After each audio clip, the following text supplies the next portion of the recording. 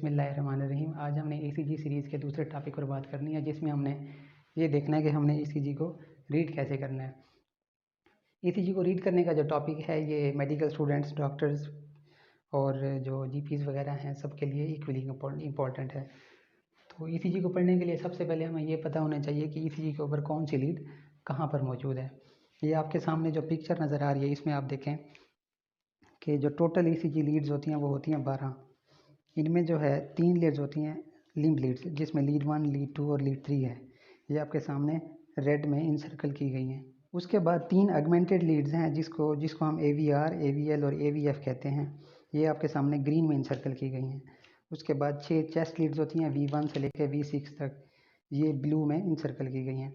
इसके अलावा कुछ ईसीजीज में इन 12 लीड्स के नीचे लीड 2 को ज़्यादा बड़ा करके दिखाया होता है, क्योंकि वो एक रिदम लीड होती है। ये होगी ईसीजी के ऊपर 12 लीड्स। उसके बाद हमने ईसीजी को जब रीड करना है तो उसमें सबसे पहले हमने देखना है बेसिक्स, नेम पेशेंट का और जो स्टैंडर्ड है कि किस स्टैंडर्ड पे ईसीजी बनाई गई है। अब पेशेंट का नेम हो गया, उसके बाद जो स्टैंडर्ड है वो है 25 मिलीमीटर पर सेकेंड। ये एक स्पीड है जिसके इस स्पीड पर जो ईसीजी का पेपर है वो ईसीजी मशीन पर मूव कर रहा होता है। तो वो उसकी स्पीड होती है 25 मिलीमीटर पर सेकेंड, या उसको कहते हैं हम 5 लार्ज बॉक्सेस पर सेकेंड। एक सेकेंड में ईसीजी पेपर के ऊपर 5 लार्ज बॉक्सेस गुजर जाते हैं। अब ईसीजी रीड करने के दूसरे स्टेप में है हार्ट रिदम। हमने रिदम को देखना है कि रिदम रेगुलर है, रेगुलरली इरेगुलर है या इरेगुलरली इरेगुलर है। अब हार्ट रिदम को देखने के लिए हम कौन सी लीड का यूज़ करते हैं? Lead number 2। अब यहाँ पे एक चीज़ का ध्यान रखना ज़रूरी है, एक होती है लीड नंबर 2, एक होती है लीड नंबर V2। V2 जो है वो चेस्ट लीड है और जो लीड नंबर 2 है ये है लिम्ब लीड। अब हमें ये तो मालूम होता है कि रिदम लीड जो है लीड 2 है, लेकिन ये नहीं होता मालूम कि ये कौन सी लीड है, चेस्ट लीड है या लिम्ब लीड है। तो लीड नंबर 2 कौन सी है? लिम्ब लीड इस्तेमाल की जाती है।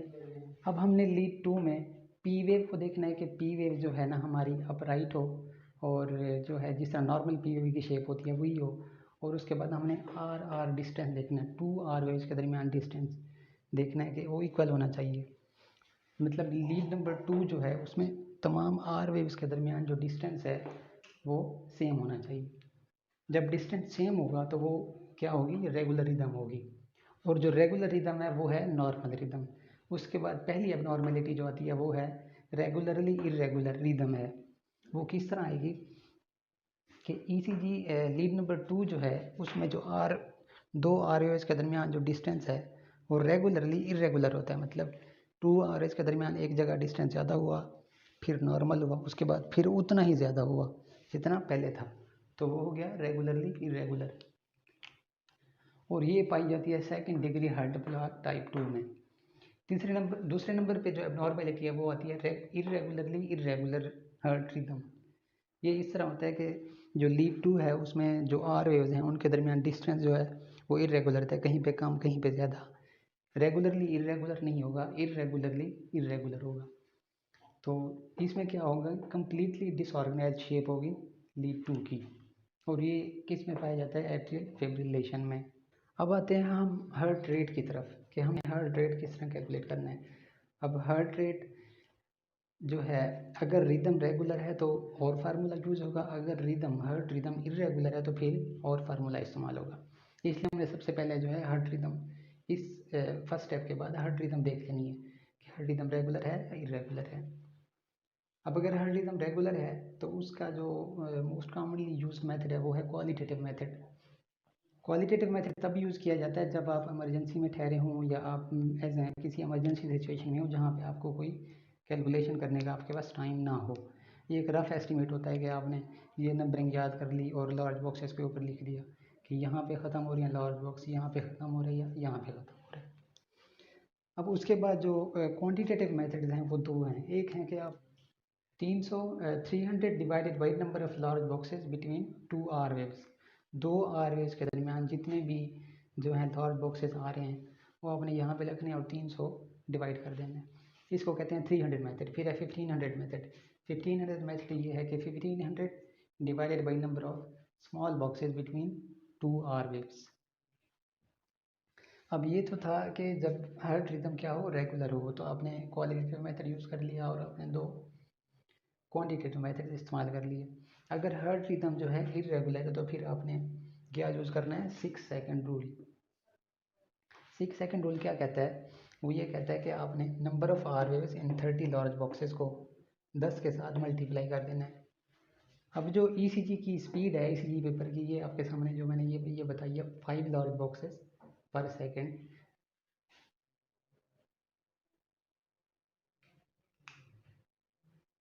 तो अगर 1 सेकंड में 5 लार्ज बॉक्सेस गुजर रहे हैं तो 6 सेकंड में कितने गुजरेंगे, 6 मल्टीप्लाइड बाई 5 30।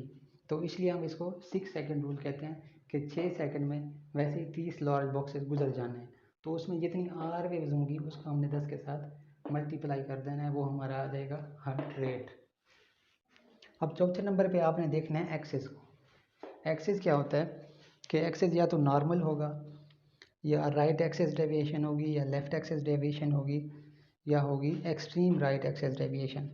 अब इसके लिए आपने क्या करना है, इसके लिए आपने जो है एक यहाँ पे देखना है लीड 1 को, और दूसरी लीड आपने पकड़नी है लीड AVF। अब इन दोनों में आपने जो है ना QRS कम्प्लेक्स को देखना है कि QRS कम्प्लेक्स दोनों में ऊपर है या नीचे है, या एक में ऊपर है एक में किस तरह। तो जो राइट एक्सिस डेविएशन होगी उसमें जो होगा लीड 1, इसका जो QRS कम्प्लेक्स है वो नीचे होगा, और लीड AVF का जो QRS कम्प्लेक्स है वो होगा ऊपर। अब जो लेफ्ट एक्सिस डेविएशन होगी उसमें क्या होगा, लीड AVF में QRS कम्प्लेक्स नीचे चला जाएगा, और लीड 1 में जो अपना QRS कम्प्लेक्स है वो होगा ऊपर। ये है लेफ्ट एक्सिस डेविएशन। अगर दोनों लीड्स में QRS कम्प्लेक्स नीचे हैं तो फिर क्या होगा, एक्सट्रीम राइट एक्सिस डेविएशन, जो किस में देखी जाती है, डेक्स्ट्रोकार्डिया में। अब जो राइट एक्सिस डेविएशन है वो किस डिजीज़ में पाई जाती है, हमने ये देखना है। राइट एक्सिस डेविएशन पाई जाएगी राइट वेंट्रिकुलर हाइपरट्रॉफी में, क्रोनिक पल्मोनरी डिजीज़ में, और एंट्रोलेटरल MI में। नॉर्मली ये पाई जाती है चिल्ड्रन में और टाल थिन एडल्ट्स में। जो लेफ्ट एक्सिस डेविएशन है वो हमारे पास पाई जाएगी लेफ्ट वेंट्रिकुलर हाइपरट्रॉफी में, लेफ्ट एंटीरियर फेसिकुलर ब्लॉक में, लेफ्ट बंडल ब्रांच ब्लॉक में, और इन्फीरियर MI में। अब ये यहाँ पे एक क्वेश्चन पूछा जाता है कि राइट एक्सिस डेविएशन नॉर्मली किन लोगों में पाई जाती है, वो हैं चिल्ड्रन और टाल थिन एडल्ट्स। और राइट एक्सिस डेविएशन किस MI में होगी, एंट्रोलेटरल MI में।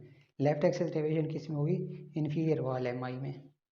अब नेक्स्ट स्टेप पे आपने देखना है कि चेंजेस किस में, P वेव में, PR इंटरवल में, QRS कम्प्लेक्स में, T वेव में, ECG में कहीं भी ऊपर अगर कोई चेंज आ रही है तो वो आपने इसमें क्या नोट करनी है और उसको देखना है।